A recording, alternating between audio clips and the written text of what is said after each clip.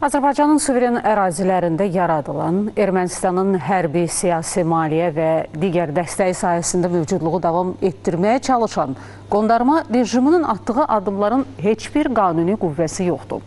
Qarabağda qondarma rejimin seçkilər adlandırdığı qanunsuz fəaliyyəti ilə bağlı Xarici İşlər Nazirliyinin bəyanatında bu fikir əksini tapıb.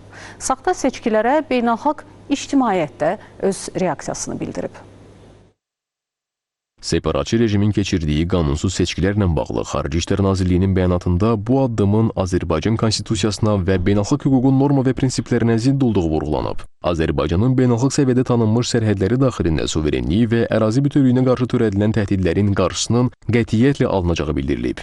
Qeyd edilib ki, bölgədə sülh və sabitliyə nail olmağın yeganə yolu erməni silahlı qüvvələrinin Azərbaycanın Qarabağ bölgəsindən qeyd-şərtsiz və tamamilə çıxarılması, qondarma rejimin buraxılmasıdır. Türkiyə Xarici İşlər Nazirliyi də qondarma rejimin dırnaqarası prezident seçkisini pisləyən açıqlama yayıb. Bildirilib ki, seçkilər regionda beynəlxalq hüquqa zidd olan mövcud vəziyyəti birtərəfli qaydada legitimləşdirmə cəhdlərinin yeni təzahürüdür. Türkiyə, Azərbaycanın suverenliyi və ərazi bütövlüyünün pozulmasını təşkil edən bu qeyri-legitim seçkini tanımır. Ukrayna Xarici İşlər Nazirliyi də qondarma seçkiləri beynəlxalq hüququn norma və prinsiplərinə zidd olduğunu, nəticələrini etibarsız hesab etdiklərini açıqlayıb. Rəsmi Kiyev bir daha Azərbaycanın beynəlxalq səviyyədə tanınmış sərhədləri daxilində suverenliyi və ərazi bütövlüyünü dəstəklədiyini bildirib. Bundan başqa, Moldova Xarici İşlər Nazirliyi saxta seçkini pisləyərək Azərbaycanın ərazi bütövlüyünə dəstəyini bir daha ifadə edib. Türk Dövlətləri Təşkilatının bəyanatında da dırnaqarası seçkilər Azərbaycan Konstitusiyasının və qanunlarının kobud şəkildə pozulması kimi dəyərləndirilib.